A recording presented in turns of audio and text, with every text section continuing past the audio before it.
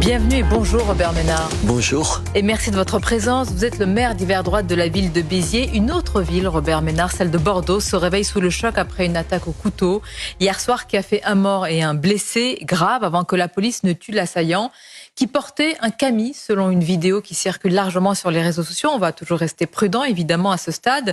La piste terroriste est écartée. Apparemment ce serait un différend sur fond d'alcool et de motivation religieuse. Qu'est-ce que ça vous inspire quand même, cette attaque au couteau ?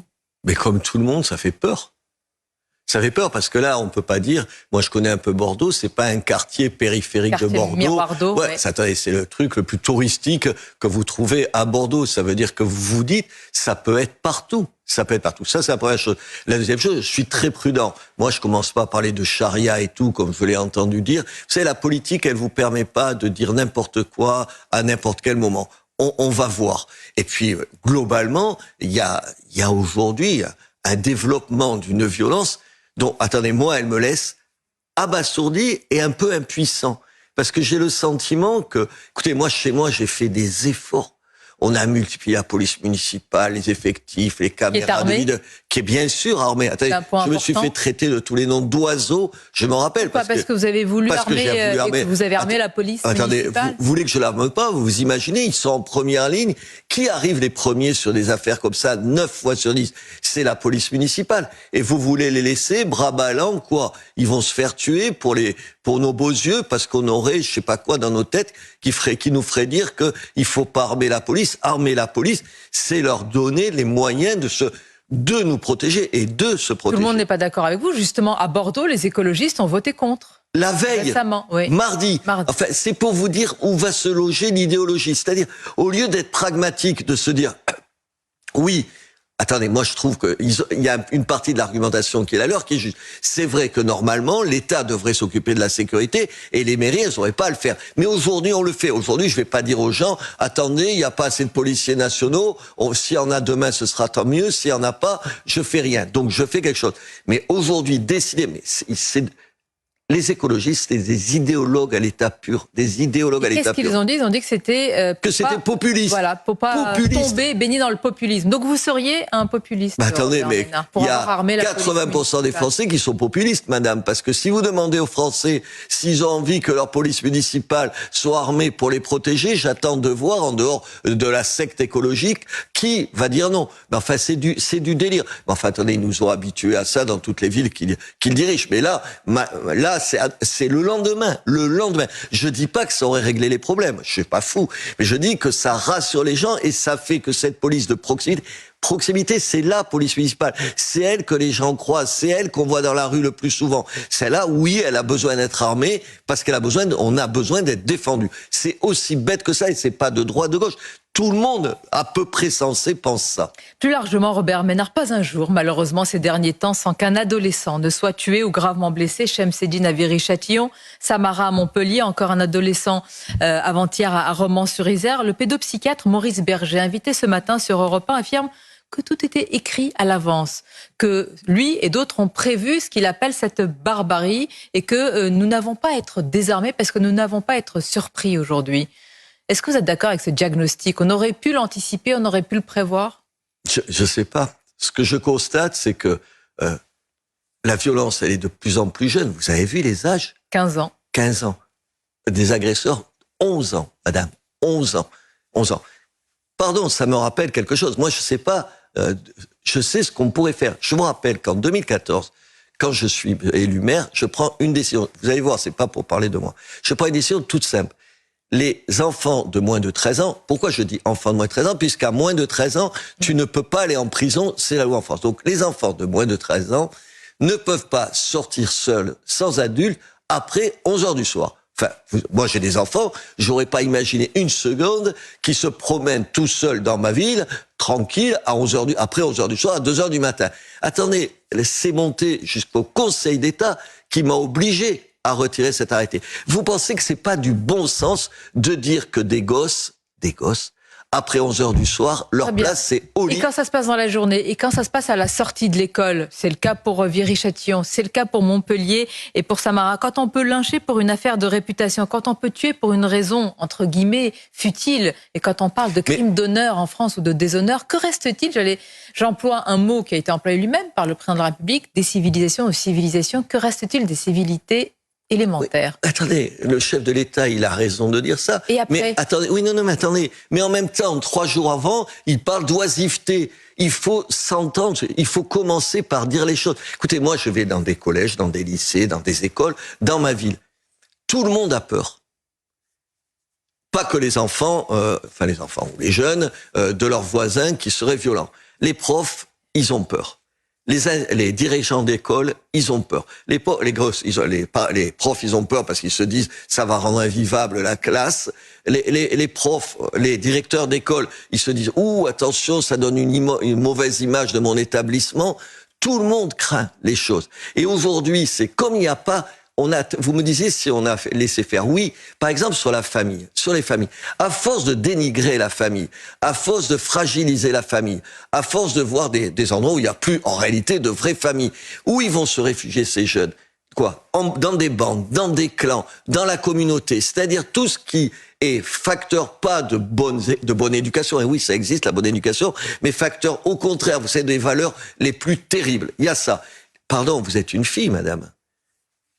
Vous avez vu le nombre de filles dans les agressions? La violence si l'égalité en bande par les filles et les jeunes filles. Si l'égalité, c'est ça, si l'égalité entre les garçons et les filles, c'est copier le truc les pires des garçons, moi je ne sais pas, je vois tout ça. Et puis, je vous le disais sur Emmanuel Macron, on trouve toujours des excuses. J'entendais des gens qui vous disent la pauvreté, expliquez-moi en quoi la pauvreté peut expliquer ou justifier des comportements pareils. C'est pas parce que vous êtes pauvre que vous êtes un petit salopard, un petit abruti. Évidemment, vous avez utilisé le mot de valeur, mais on entend souvent, notamment ici sur ce plateau, beaucoup de responsables politiques, il faut réinsuffler les valeurs de la République. Mais comment donner corps à ça, Robert Ménard? En fait, quel projet commun, quel imaginaire collectif au-delà de la seule laïcité répétée?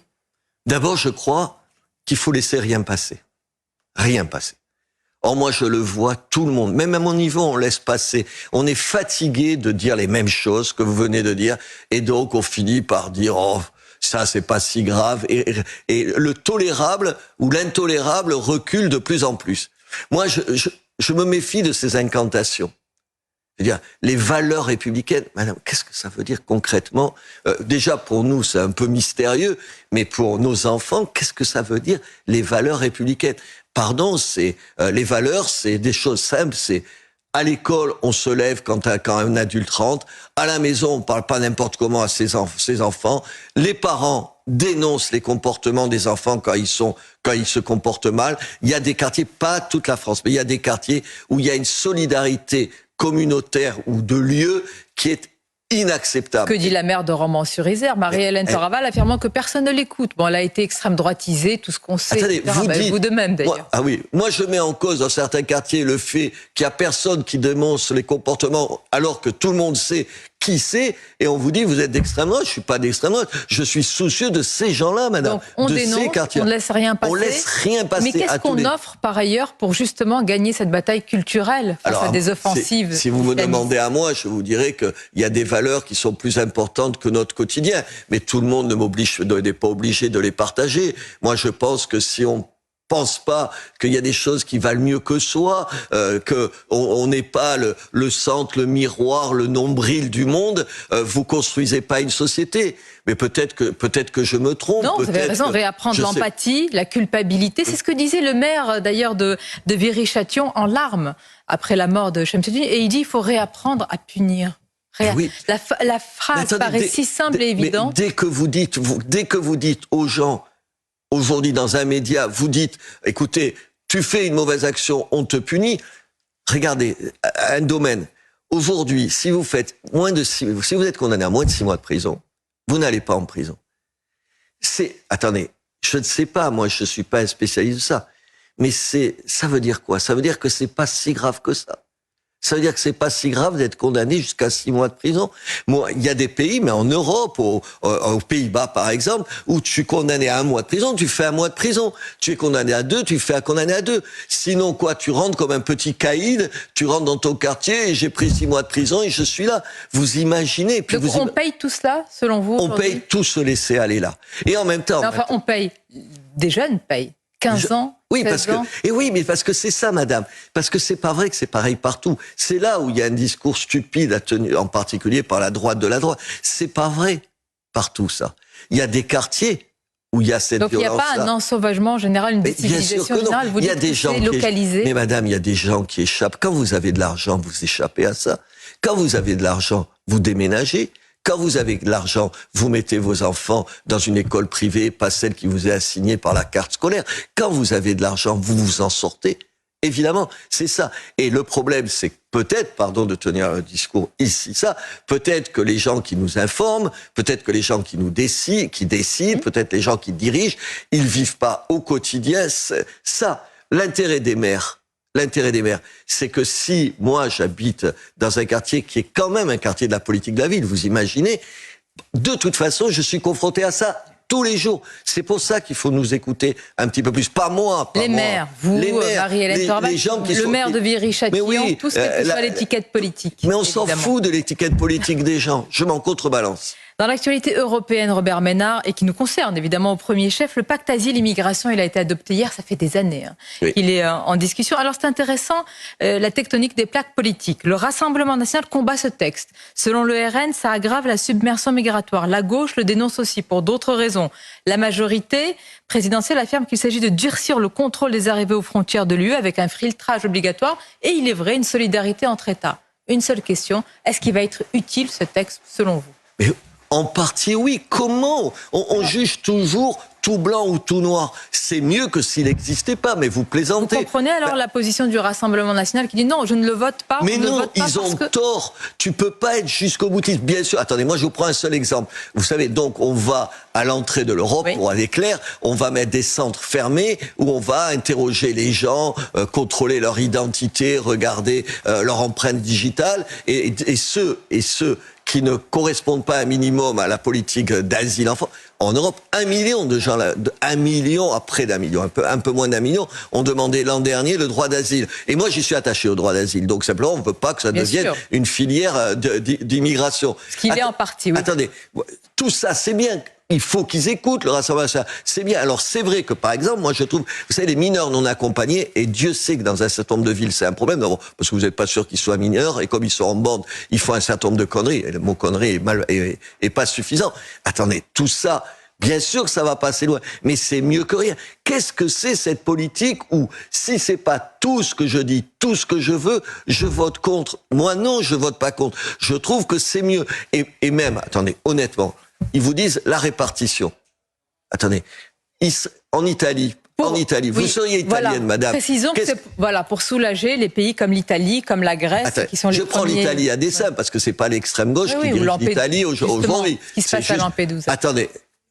Vous seriez quoi, italienne? Vous seriez la première ministre. On aurait demandé la solidarité. La solidarité. La Pologne et la Hongrie, c'était l'espèce de rêve de toute la droite de la droite. Vous vous rappelez, tout le monde allait voir Monsieur Orban pour se prosterner à ses pieds en disant qu'il est grand et génial, ce type. Ils le font moins maintenant, comme il est pro-russe. Et lui, il reçoit aucun immigré. Mais oui, bien sûr qu'il y a un minimum de solidarité à avoir entre les pays. Et il paye.